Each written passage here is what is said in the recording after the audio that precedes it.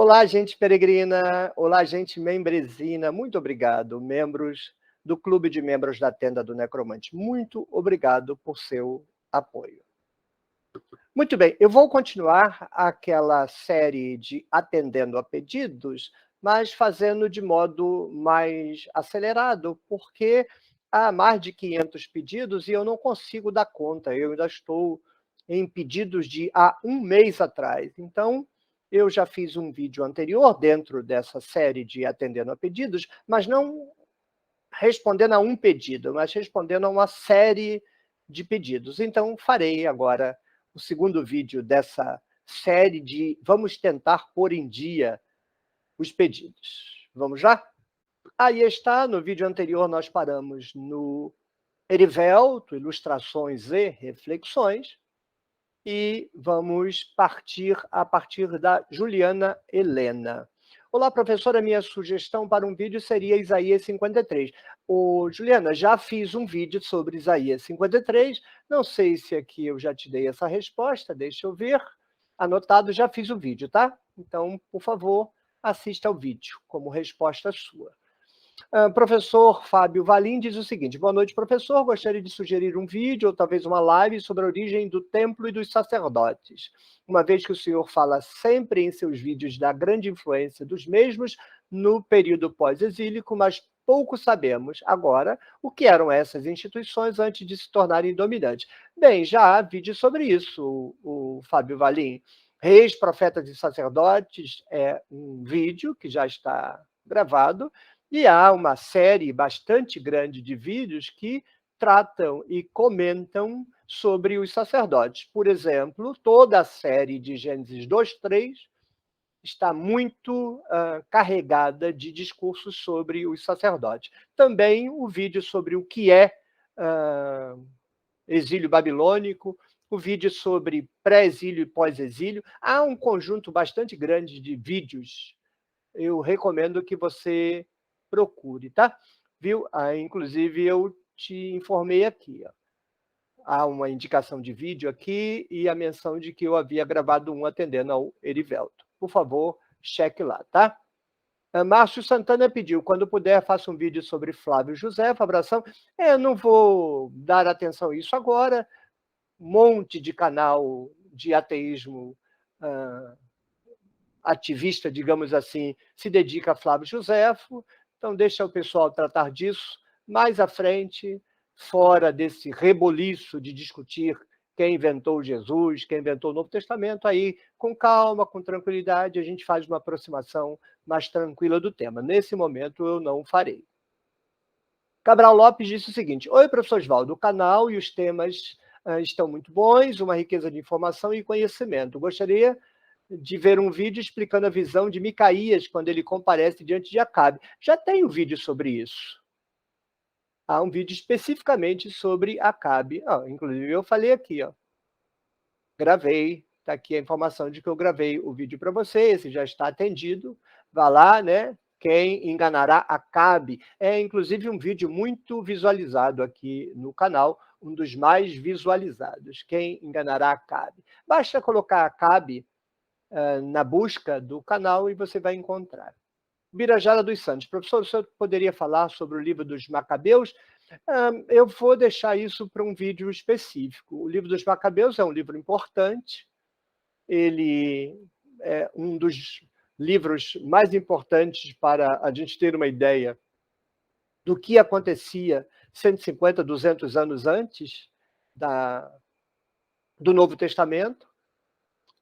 É uma época em que retorna a monarquia, o sumo sacerdote se autoproclama rei, então isso pode ter atraído uma série de narrativas a respeito dos reis.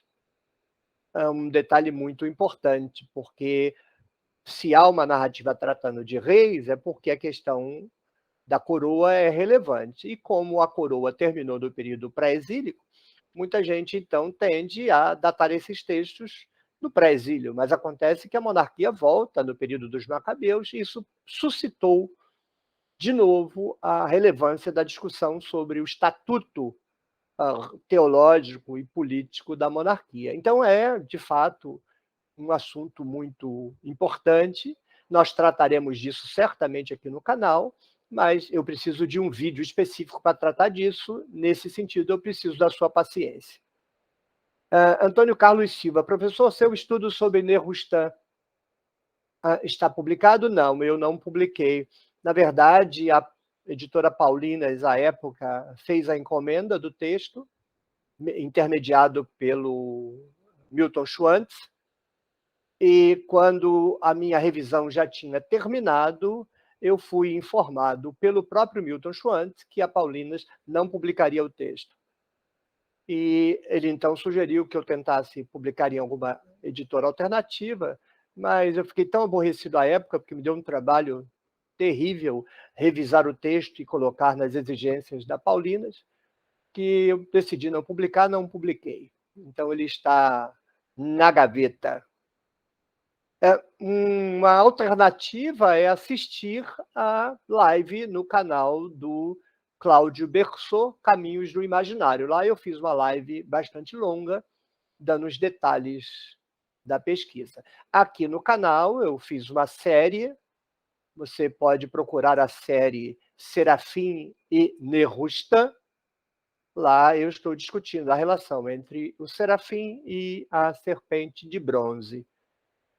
Quando este vídeo for ao ar, o último vídeo da série já terá sido divulgado. Então, a série estará completa.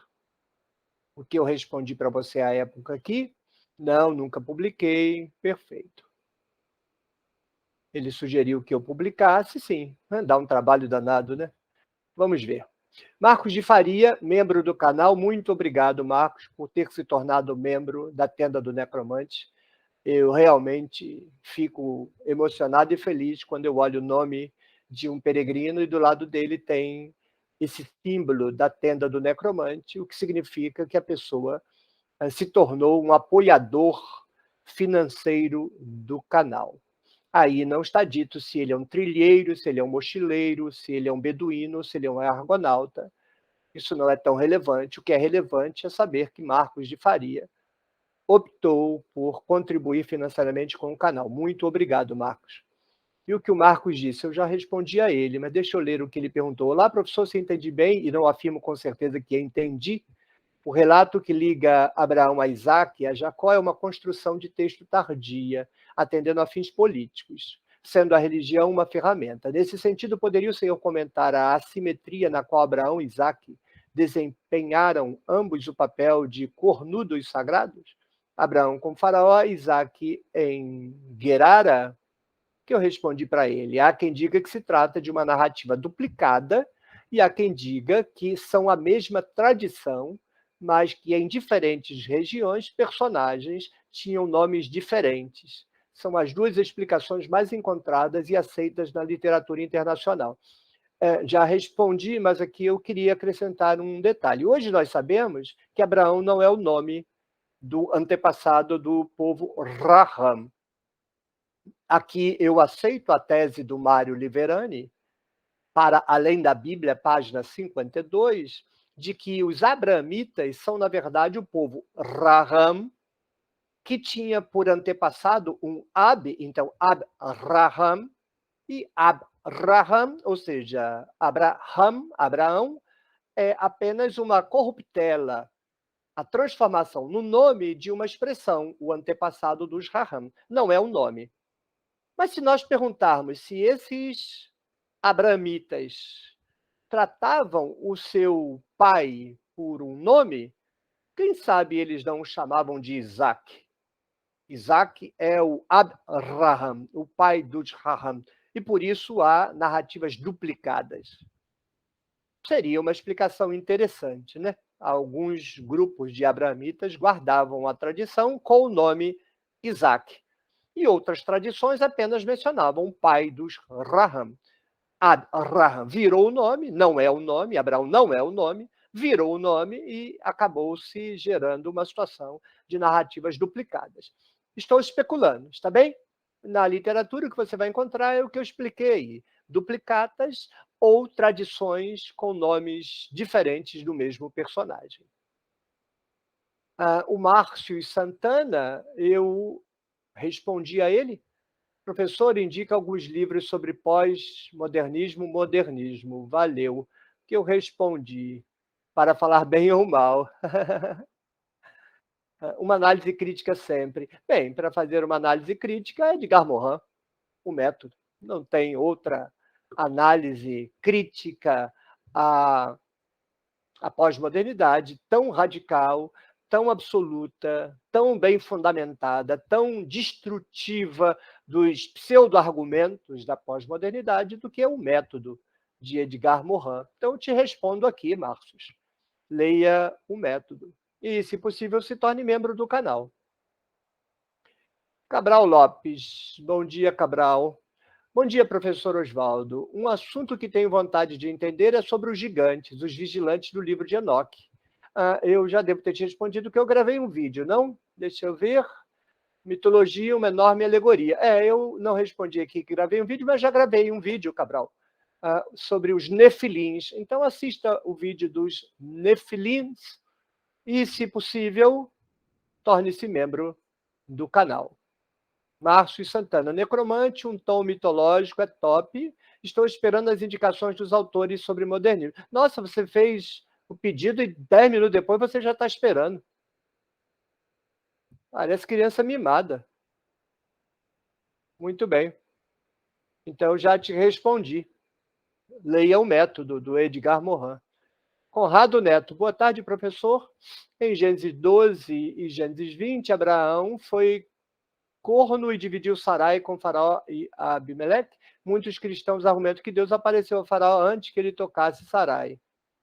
Eu não perco tempo com essas explicações de crente, não. Sai para nada. Só para disfarçar a narrativa.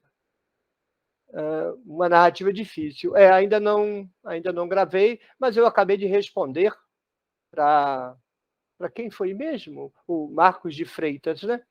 Não, Marcos de Farias, membro do canal. Aproveite a resposta que eu dei a ele. Mas, na verdade, eu não expliquei a narrativa em si, né? É preciso, depois, com calma, me deter sobre essa passagem. E ela pede uma explicação num vídeo restrito a ela, né? Fico devendo. Leandro Tomás de Almeida, olá, Oswaldo, quando puder, um vídeo sobre Jó. Eu já fiz vários, né? Já fiz vários. Há 3 vídeos gravados sobre Jó numa playlist específica de Jó. Recomendo que assista. E convido a tornar-se membro do canal, Leandro. Pablo Souza. Olá, professor. Em Gênesis, se não me falha a memória, no capítulo 14, onde menciona a figura de Melquisedeque, é traduzido pela maioria das traduções que foi Abraão quem deu o dízimo a Melquisedeque. Porém, quando você olha essa passagem no hebraico, não é mencionado o nome de Abraão. Ou seja, dá a entender pela narrativa que foi o contrário, isto é, Melquisedeque. Quem deu o dízimo dos despojos? Abraão. O seu argumento é metade, né? Não aparece o nome de Melquisedeque, de Abraão, mas também não aparece o de Melquisedeque. Em hebraico está escrito, ele deu dízimo para ele. Então, como é que você pode dizer que faz mais sentido que é Melquisedeque que deu dízimo? Provavelmente você ouviu isso aí em algum canto, mas não tem nenhum procedimento. Aliás, eu gravei vídeo sobre isso já. Não te respondi, né? Verei isso, já vi, eu já gravei vídeo a respeito disso. Assista ao vídeo. Não há nenhuma possibilidade em nenhuma galáxia remota do universo de Melquisedeque ter dado dízimo a Abraão. Quem diz isso está desconsiderando a narrativa e o fato de que o sacerdote na passagem é Melquisedeque. Chance zero do escritor ter feito Melquisedeque dar dízimos a Abraão. Mas eu recomendo que assista ao vídeo para esclarecimentos ulteriores. Jeff Denny. Professor, seria maravilhoso algumas informações sobre a origem da prática da circuncisão dos hebreus. Para isso eu preciso de um vídeo específico. Não é uma resposta rápida aqui, viu? Eu já disse aqui, eu tentarei, mas essa é uma pesquisa de caráter arqueológico histórico, não é exegético. Então, a função exegética da circuncisão é uma coisa, a origem da circuncisão é história. Eu não sou historiador, então eu teria que pegar material arqueológico e de historiador, e não farei isso agora, né? Na verdade, não farei tão cedo. Se não costumo ver você muito aqui, Jeff Denny, não sei se você entrou aqui apenas para solicitar isso e depois desapareceu, mas convido a permanecer aqui na tenda e tornar-se membro do canal. Marcos Lima Ferreira, esse é um assíduo comentarista, ainda não se tornou membro do canal. É uma pena, gostaria de ver o Marcos Lima Ferreira como membro do canal. Professor, o Jesus histórico existiu? E se existiu, por que ele falou sobre Moisés e Abraão? Você me fez gravar um vídeo, tá bem? Gravarei um vídeo hoje, já gravei, respondi um vídeo especificamente para você. Há uma playlist sobre Jesus histórico aqui na Tenda do Necromante e eu voltarei ao tema. André Andrade, adoro esta árvore, já recebi dele a imagem, a fotografia e postei no mural da comunidade, é uma árvore belíssima. Mestre, passo aqui para saber se você conhece a obra A Bíblia Pós-Moderna, Bíblia e Cultura Coletiva de George Achille, Burnet e outros. Desculpe se estiver postando em lugar errado. Não, postou no lugar certo. Não conheço a obra, não. Nunca ouvi falar e acho que se tivesse não me interessaria. É verdade. Mas para que eu quero uma Bíblia pós-moderna? Depois de 2000 anos de alegoria da Bíblia, em vez da pessoa querer fazer exegese séria, vai fazer mais meleca, não perco nem meu tempo com isso. Agora, se alguém gosta, fique à vontade. Não quero nem passar perto. Marcos de Farias, professor, olá, em sua live no canal Caminhos do Imaginário, o senhor já tocou no assunto do culto à serpente de bronze. Já toquei. Na ocasião, o senhor fez breves insinuações sobre a eventual ligação entre a serpente do paraíso e Nehustan, dando a entender, inclusive, que a maldição divina que fez a serpente andar sobre seu ventre nada mais foi do que a ablação de suas asas. Pergunto, poderia o senhor tentar outra live explicando mais o assunto? Eu pretendo fazer uma live aqui no canal sobre Nehustan, a serpente de bronze. Farei sim, tá bom? Agradeço a sua solicitação. O Felipe Soares pergunta o que são anjos na Bíblia. Tem 3 respostas, o que eu já respondi num vídeo aqui. Aí ele falou, foi mal? Não, não foi mal, não, sem problema nenhum. Anjos no Antigo Testamento não são anjos como o cristianismo imagina, porque os anjos se tornaram inúteis no cristianismo, já que Deus é onisciente, onipresente, essas coisas da teologia. No Antigo Testamento, não, Deus não é onisciente. Então, ele tem os mensageiros. Por que o nome é anjo? Porque é ângelos, carteiro, mensageiro. E ele tanto manda as mensagens para os homens, quanto traz as mensagens para Deus. Eles são os espias, os fofoqueiros, os vigilantes, ficam observando o reino e vão lá e fofocam para Deus. Uma vez que se desenvolveu, não no Antigo Testamento, mas no cristianismo, a teologia, que de Bíblia não tem nada, sobre a onisciência divina, o que é uma abstração teológica, os anjos perderam total utilidade. No catolicismo ainda se manteve a noção de anjo da guarda, mas no protestantismo, a não ser que sejam essas igrejas dispensacionalistas, essas teologias tresloucadas, aí os anjos têm essas funções assim, meio apoteóticas, mas no dia a dia anjo não serve para nada. Por quê? Porque o desenvolvimento da teologia tornou inútil a função que eles exerciam no passado. Obrigado, Felipe Soares, por você ter se tornado membro do canal. Muito obrigado. Além disso, obrigado por você ter feito já algumas legendas para alguns vídeos do canal. Fez legendas em português maravilhosas, traduziu para o inglês e me mandou a versão em espanhol, que eu ainda preciso colocar nos vídeos. Muito obrigado por seu empenho em contribuir tanto financeiramente quanto com trabalho seu para a melhoria do serviço e do produto da Tenda do Necromante ofertado à comunidade. Muito obrigado. Marcelo Rastenreiter Dornelas, exegese de Levítico 18, 22 e 20, 13. Tá, precisa chegar lá, né? Precisa esperar chegar lá. Agora, há vídeos já a respeito de Levítico 18. Então, eu aconselho a dar uma olhadinha nos vídeos a respeito de Levítico 18 que tem no canal. E aproveito para convidá-lo a se tornar membro da Tenda do Necromante.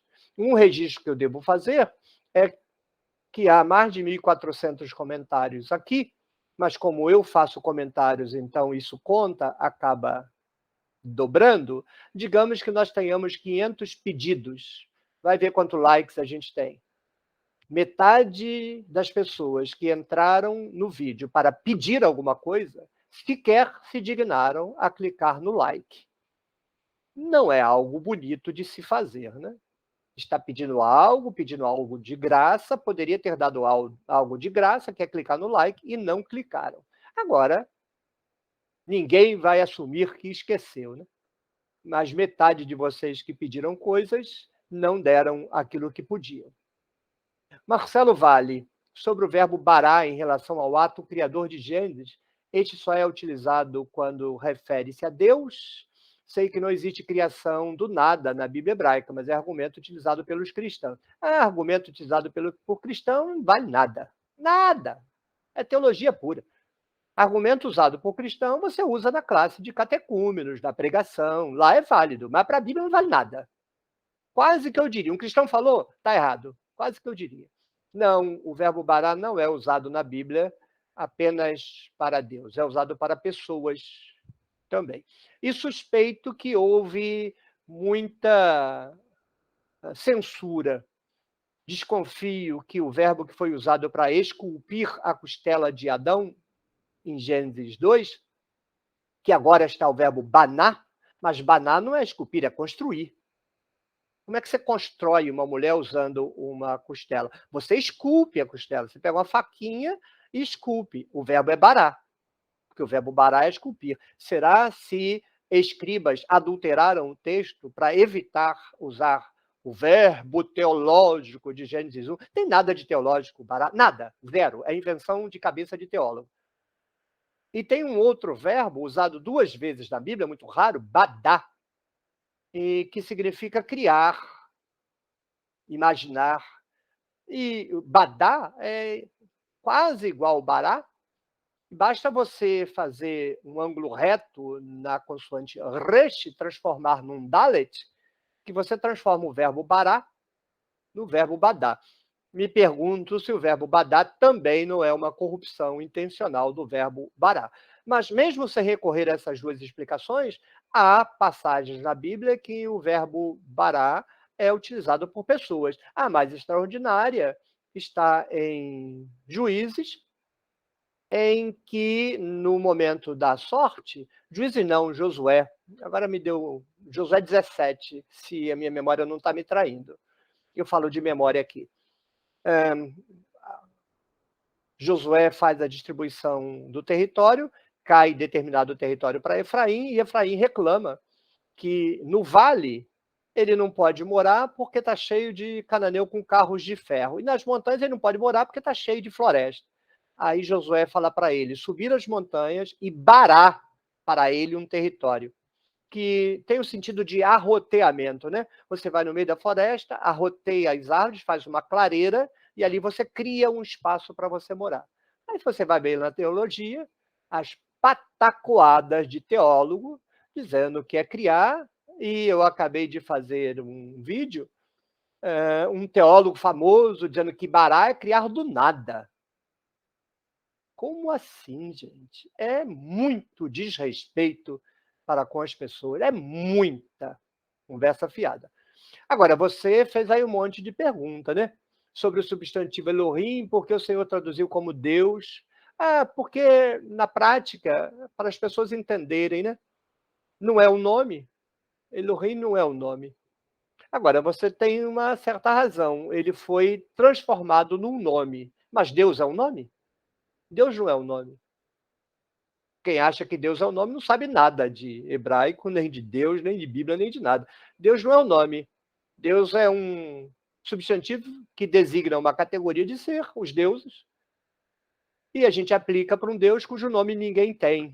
É um Deus que não tem nome. Elohim também é isso, não é um nome, e virou nome. Então, traduzir Elohim por Deus não, Não acho que seja um crime, não. Mas numa tradução profissional da Bíblia, eu muito provavelmente traduziria Elohim. Mas tem um problema, porque nas outras passagens você não vai traduzir Elohim, você vai falar os deuses. Porque aí você vai traduzir Elohim. Ou seja, não é fácil, o cobertor é curto, não é simples, não. Na sua opinião, os tradutores controlam o significado da tradução para o leitor quando eles entendem o texto e aí eles desvirtuam, mas muito tradutor não entende o texto. Traduz sem saber o que o texto está falando. Exemplo, os tradutores não me deixam descobrir na Bíblia em português que Elohim é plural e, portanto, deveria ser traduzido como singular. E quando descobrimos, eles afirmam que se trata de plural majestático. Aí é teólogo, né? Teólogo não. Um teólogo se aproximou da Bíblia, sai da sala, porque vai só falar besteira, mesmo quando é um tradutor. A maior parte dos tradutores são pastores, gente de igreja, então não está fazendo um trabalho técnico, está fazendo um trabalho teológico. Muito bem, Marcelo. Gostaria de vê-lo como membro do canal.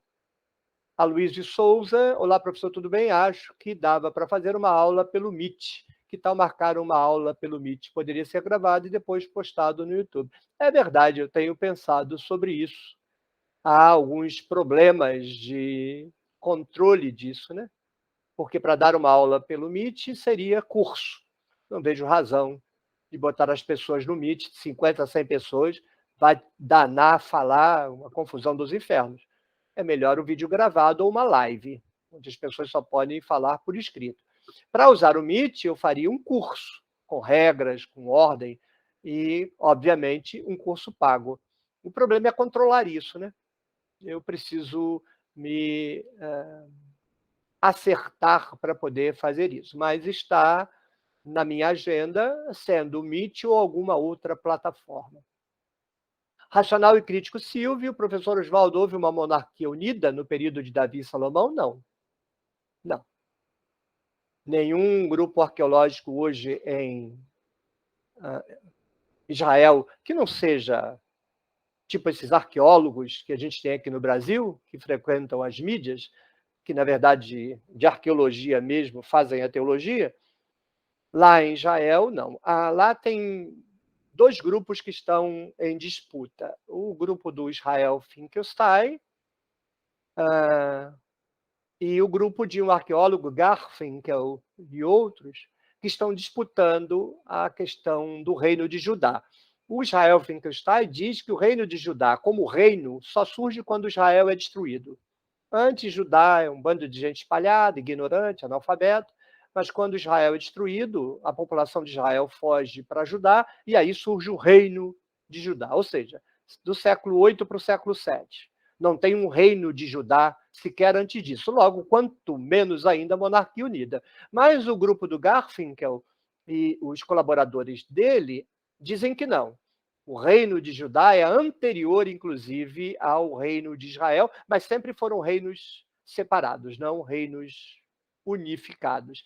Agora, eu não sei se a pretensão por trás dos bastidores do grupo do Garfinkel, não sei, é colocar o reino de Israel depois do reino de Judá para poder encaixar a narrativa bíblica, né? Porque você tem o reino de Judá, que seria unificado, e aí, em algum momento, o pessoal vai para o norte e inventa o reino de Israel. Se, no fundo, não é um tipo de arqueologia de encomenda para você fazer uma pecinha de Lego para encaixar na Bíblia. Teria que perguntar a eles o que é que eles estão fazendo de fato, né? Porque, às vezes, as pessoas fazem um movimento público, você acha que é uma coisa e, na verdade, é outra coisa. Mas não. Segundo o grupo do Israel Finkelstein, não há monarquia unida, nem poderia, porque não são o mesmo povo. Israel não tem nenhuma relação com Judá, nem com os abramitas. Israel é cananeu, Abramita é cananeu do sul, que não tem nenhuma relação com Israel, e os judaítas nem cananeus eles são. São daquele grupamento no extremo norte da Arábia, extremo sul de Canaã, que em algum momento entram no território dos abramitas e conquistam Jerusalém e tomam o poder. Então, se não sequer é o mesmo povo, como será o mesmo reino? Espero ter respondido. Não sei se surtirá algum efeito, mas eu gostaria de vê-lo como membro do canal. Christian Moisés, querido Christian Moisés, meu aluno na graduação em teologia, lá vai um palpite. Poderia falar um pouco sobre João 8 e a doutrina de Paulo? Eu já gravei vídeo sobre isso, me parece. O Christian. Viu? Gravado um vídeo e vai para a programação. E eu gravei em atendimento ao seu pedido. Está lá uma comparação da teologia paulina, da condenação universal de Deus, e a doutrina de João 8, que diz que Jesus não condena a mulher. Então, quem está certo? É o teólogo que diz que Deus é uma neura de condenação, ou o teólogo de João 8, que diz que Jesus não condena coisa nenhuma? Gravei um vídeo, vai lá, Christian. E eu gostaria de vê-lo como membro do canal, se estiver na sua condição. O Sérgio Illas, professor, que tal fazer um vídeo sobre o surgimento do dogma da ressurreição de Jesus e seus desdobramentos? Eu tenho em mente, mas aí, já sabe, né? Não é exegese, isso é história. Eu não sou historiador, então eu precisaria me arrimar em historiadores. Como exegeta, eu não me arrimo em ninguém. Como exegeta, eu faço a exegese. Inclusive, interpreto textos de modo completamente diferente que a tradição exegética internacional, em muitos casos. Em outros casos, eu acompanho a tradição exegética internacional. Mas no meu campo, eu faço, eu digo. Eu confio no meu taco. Agora, o que você está pedindo é um curso de história. Surgimento do dogma da ressurreição. Isso tem nada a ver com exegese. Isso tem a ver com história. Então, me meterei nisso, como me meto na questão de Jesus histórico, mas preciso me arrimar em bons materiais. Não vou sair pegando qualquer porcaria que tem por aí, porque porcaria é o que mais tem. Na verdade, o mercado está cheio de porcaria. Muita porcaria. Bem, vou terminar por aqui esse vídeo, continuo posteriormente. Ainda não saí de pedidos de há um mês atrás, então eu terei que fazer vários vídeos assim, mas vou atendendo a todos os pedidos até colocar tudo em dia.